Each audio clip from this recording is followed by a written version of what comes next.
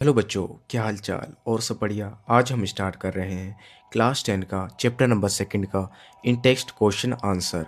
तो चलिए स्टार्ट करते हैं। सबसे पहले हम देखते हैं इन टेक्स्ट क्वेश्चन आंसर में पेज नंबर 18 का question number first. Question number first क्या बोल रहा है यहाँ पे?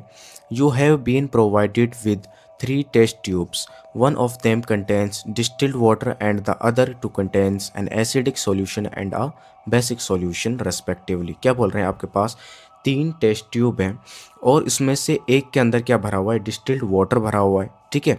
और 2 के अंदर क्या है? एक के अंदर एसिडिक सॉल्यूशन है और दूसरे के अंदर बेसिक सॉल्यूशन है, ठीक है। If you are given only red litmus paper, how will you identify the contents of each test tube?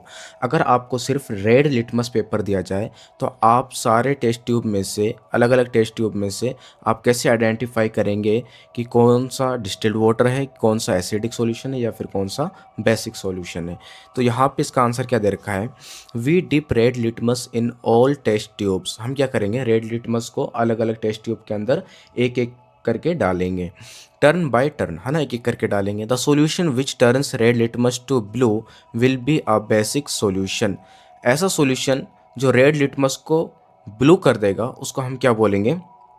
वो क्या है? एक बेसिक सॉल्यूशन है, ठीक है। The solution which turns blue litmus paper two red will be the acidic solution, ठीक है। और जो ब्लू लिटमस पेपर को रेड कर देगा उसको हम क्या बोलेंगे? वो एसिडिक सॉल्यूशन है, ठीक है। The solution which has no effect on any litmus paper will be water. और ऐसा सॉल्यूशन जो क्या होता है, लिटमस पेपर पे कोई भी इफेक्ट नहीं देगा तो वो क्या है? वो डिस्टिल्ड वाटर हो जाएगा, ठीक है। तो सिंपल सी बात ये है, हम क्या करेंगे? रेड लिटमस को अलग अलग टेस्ट ट्यूब के अंदर डालेंगे। जो क्या करेगा?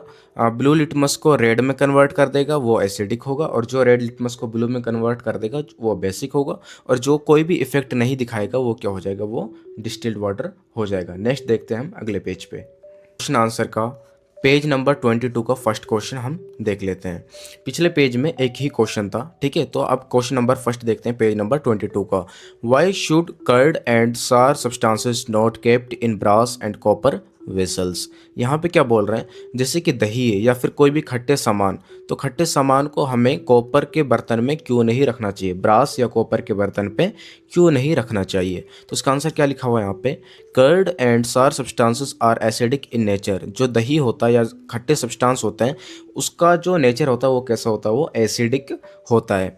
विच can react with the metal to form poisonous metal compound which can cause food poisoning and affect our health adversely. क्या बोल रहे हैं यहाँ पे?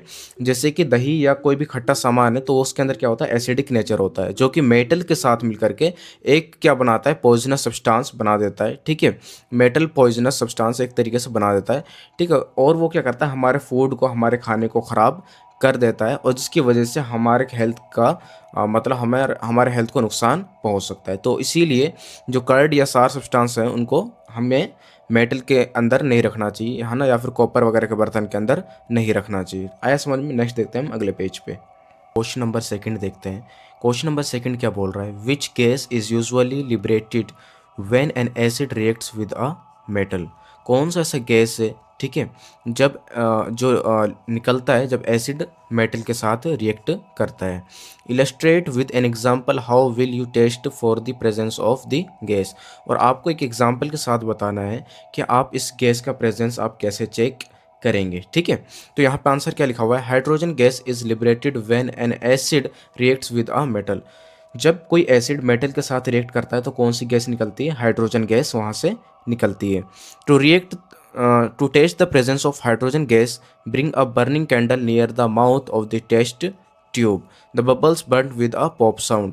अगर हमें हाइड्रोजन गैस का प्रेजेंस टेस्ट करना है तो हमें क्या करना पड़ेगा? एक बर्निंग कैंडल लेकर के आना पड़ेगा, और बर्निंग कैंडल को हमें टेस्ट ट्यूब के मुंह के सामने रखना पड़ेगा और वहाँ पे पॉप साउंड प्रोड्यूस होगा, ठीक है। तो यहाँ पे एक एक्सपेरिमेंट दे रखा है, एक्सपेरिमेंट आपके बुक में दे रखा है, इससे हम समझते हैं कि यहाँ पे हाइड्रोजन गैस जो होता है वो किस हिसाब से यहाँ पे निकलता है।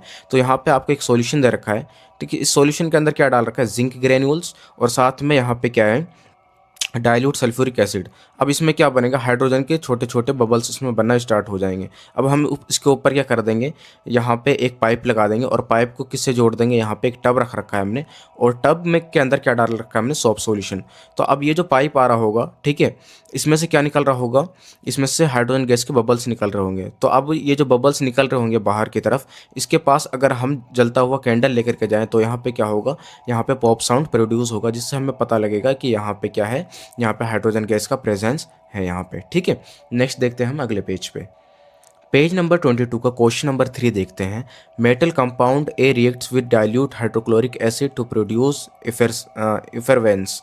The gas evolved extinguish a burning candle. Write a balance chemical equation for the reaction if one of the compound formed is calcium chloride.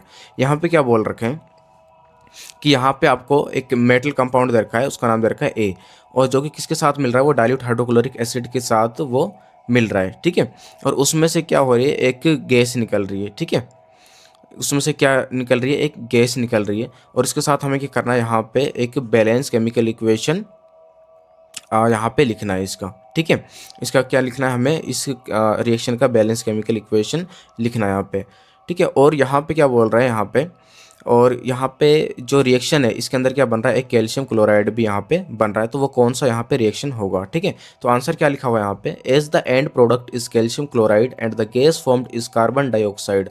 ठीक है, अब यहाँ पे हमें पहले से दे रखा है कि जो कैल्शियम क्लोराइड जो है वो एंड प्रोडक्ट है, और किसके साथ वो मिल रहा है, वो कार्बन डाइऑक्साइड के साथ वो रिएक्ट कर रहा है। The metal compound A must be calcium carbonate. जो ए मेटल कंपाउंड होगा वो कौन सा होगा, कैल्शियम कार्बोनेट होगा। तो कैल्शियम कार्बोनेट को जब हम हाइड्रोक्लोरिक एसिड के साथ रिएक्ट कराएंगे तो वो क्या बनेगा, कैल्शियम क्लोराइड प्लस में कार्बन डाइऑक्साइड प्लस में वाटर यहाँ पे बनेगा। आया समझ में। नेक्स्ट देखते हैं हम अगले पेज। पेज नंबर 25 का क्वेश्चन नंबर फर्स्ट देखते हैं।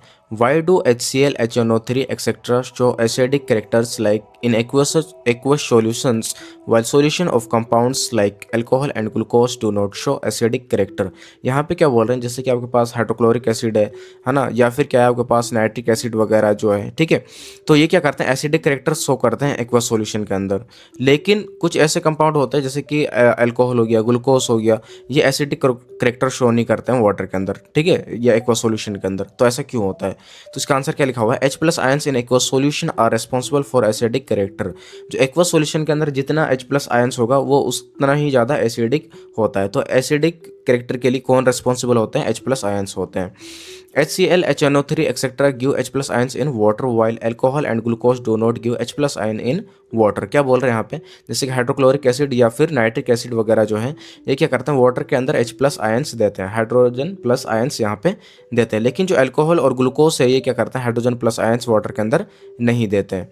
Therefore alcohol and glucose do not show acidic character. इसी वजह से जो अल्कोहल और ग्लूकोज है वो एसिडिक कैरेक्टर शो नहीं करते हैं। आया समझ में। नेक्स्ट देखते हैं हम अगले पेज पे। क्वेश्चन नंबर 25 का क्वेश्चन नंबर सेकंड है, why does N aqua solution of an acid conduct electricity. क्या बोल रहे हैं यहाँ पे कि कोई भी एसिड है, ठीक है, तो उसका अगर एक्वा सॉल्यूशन ले लिया, ठीक है, तो उसको इलेक्ट्रिसिटी कंडक्ट क्यों करता है। ठीक है, तो इसका आंसर क्या लिखा हुआ है यहाँ पे, the aqua solution of an acid conduct electricity due to the presence of charge particles called ions in it. ठीक है, अगर कोई एसिड का एक्वा सॉल्यूशन है तो वो इलेक्ट्रिसिटी क्यों प्रोड्यूस करता है, क्योंकि उसके अंदर चार्ज पार्टिकल्स होते हैं जिसको हम आयंस कहते हैं। ठीक है, क्वेश्चन नंबर 3 है, why does dry HCl gas not change the colour of the dry litmus paper.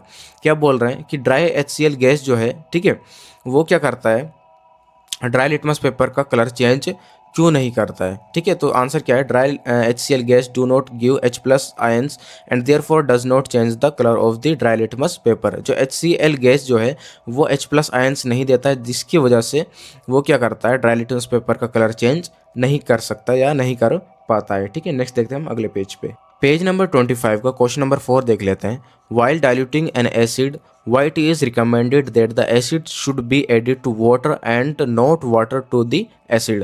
जब हम किसी एसिड को डाइल्यूट करते हैं, मतलब उसके अंदर पानी जब मिलाते हैं, तो हमें क्या रिकमेंड किया जाता है कि जो एसिड है उसको हमें क्या करना चाहिए, पानी के अंदर मिक्स करना चाहिए, ना कि जो वाटर है उसको एसिड के अंदर मिक्स करना चाहिए। ठीक है, तो यहाँ पे क्या करना है, यहाँ पे आंसर क्या लिखा हुआ है, because if the water is added to concentrated acid to dilute it then the large amount of heat is evolve.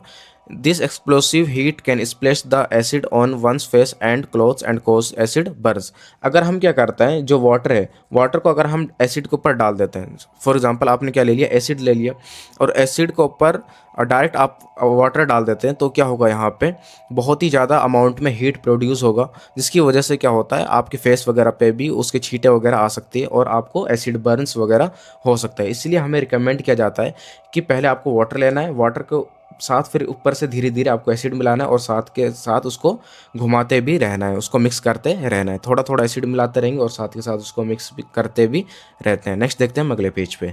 Page number 25 का क्वेश्चन नंबर 5 है यहाँ पे।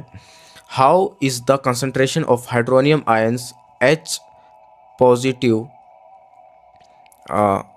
H3 O positive affected when the solution of an acid is diluted. तो यहाँ पे क्या बोल रहे हैं, क्वेश्चन यहाँ पे ये है कि जो हाइड्रोनियम आयंस है, हाइड्रोनियम आयंस का जो कंसंट्रेशन है, ठीक है, वो एसिड के सॉल्यूशन को, ठीक है, वो मतलब अफेक्ट कैसे करता है, ठीक है।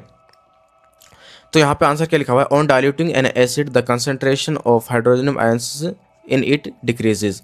जब किसी एसिड को आप क्या करते हैं, डाइल्यूट करते हैं, ठीक है, मतलब उसके अंदर पानी मिक्स करते हैं, तो जो एसिड के अंदर हाइड्रोनियम आयंस हैं, जो H3O पॉजिटिव आयंस हैं, वो क्या हो जाते हैं, वो डिक्रीज होना स्टार्ट हो जाते हैं, क्योंकि आपने उसके अंदर क्या मिला दिया, वाटर मिला दिया। क्वेश्चन नंबर 6 क्या बोल रहे हैं यहाँ पे, how is the concentration of hydroxide ions OH negative affect when excess base is evolved in a solution of sodium hydroxide.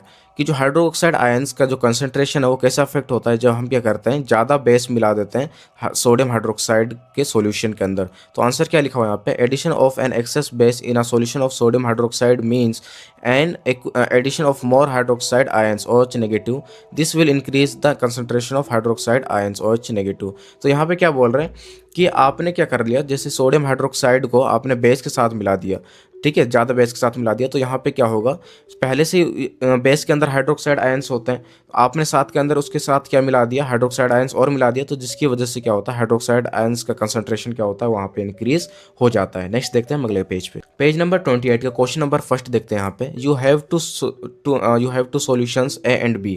यहाँ पे TWO आएगा, two solutions A and B, the pH of solution A is 6 and pH solution B is 8, which solution has more hydrogen ion concentration, which of this is acidic and which one is base. तो क्या बोल रहे हैं यहाँ पे, आपके पास दो solution है A एंड B, जो एक का जो सॉल्यूशन है, A सॉल्यूशन है, उसका pH लेवल कितना है, 6 है, और B सॉल्यूशन है कितना है, 8 है। तो यहाँ पे क्या बोल रहे हैं कि कौन सा ऐसा सॉल्यूशन है जिसके अंदर हाइड्रोजन आयंस ज़्यादा होंगे, ठीक है, और कौन सा ऐसा सॉल्यूशन है, ठीक है, और जो एसिडिक होगा और कौन सा जो है वो बेस होगा। तो यहाँ पे क्या लिखा हुआ है, A solution A has more hydrogen ion concentration, solution A is acidic and solution B is basic.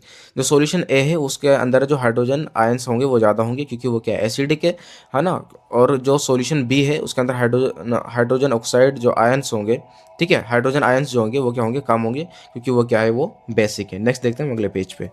Page number 28 का क्वेश्चन नंबर सेकंड देखते हैं, what affect does the concentration of H plus aqueous ions have on the nature of the solution.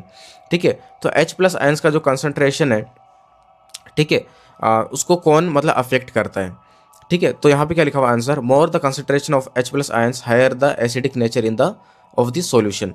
अगर किसी भी concentration के अंदर किसी भी सॉल्यूशन के अंदर H प्लस आयंस ज़्यादा होगा, ठीक है, तो वहाँ पे क्या होगा, एसिडिक नेचर क्या हो जाएगा, वो बढ़ जाएगा, क्योंकि H प्लस आयंस जो होते हैं वो एसिडिक नेचर के लिए रेस्पॉन्सिबल होते हैं। क्वेश्चन नंबर 3 देखते हैं यहाँ पे, do basic solutions also have H plus aqueous ions, if yes then why are these basic. क्या बोल रहे हैं यहाँ पे कि जो बेसिक सॉल्यूशन है क्या उसके अंदर भी H प्लस आयंस होते हैं, अगर होते हैं तो वो बेसिक क्यों होते हैं, ठीक है।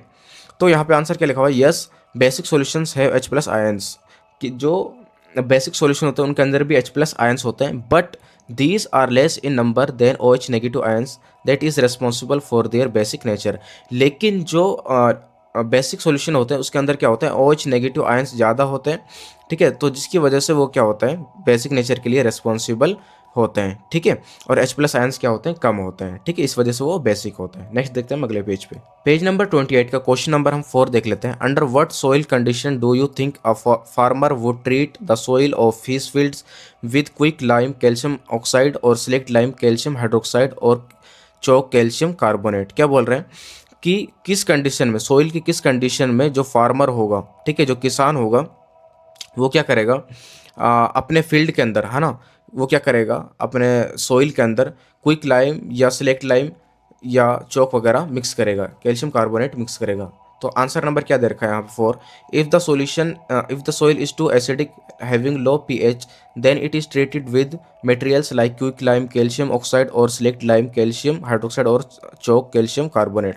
अगर सोइल का, मिट्टी का पीएच लेवल बहुत ही ज़्यादा एसिडिक है, ठीक है, उसका पीएच लेवल जो है वो बहुत कम है, तो उसको हम किससे ट्रीट करते हैं, क्विक लाइम या फिर स्लेक्ट लाइम या फिर चौक वगैरह से, कैल्शियम कार्बोनेट से उसको हम ट्रीट करते हैं ताकि वो थोड़ा सा बेसिक हो सके। नेक्स्ट देखते हैं अगले पेज पे। पेज नंबर 33 का क्वेश्चन नंबर फर्स्ट क्या है, what is the common name of the compound calcium CaOCl2। CaOCl2 का कॉमन नेम क्या होगा, ठीक है, तो यहाँ पे आंसर क्या है, bleaching powder. Question number second क्या है, name the substance which on treatment with chlorine yield bleaching powder. क्या बोल रहे हैं, कौन सा ऐसा सब्सटेंस है जो क्या करता है, क्लोरीन के साथ क्या करता है, ब्लीचिंग पाउडर वगैरह बनाते हैं, तो वो कौन सा है, वो सिलेक्ट लाइम, उसको हम कैल्शियम हाइड्रोक्साइड भी बोलते हैं यहाँ पे। क्वेश्चन नंबर 3 है, name the sodium compound which is used for softening hard water.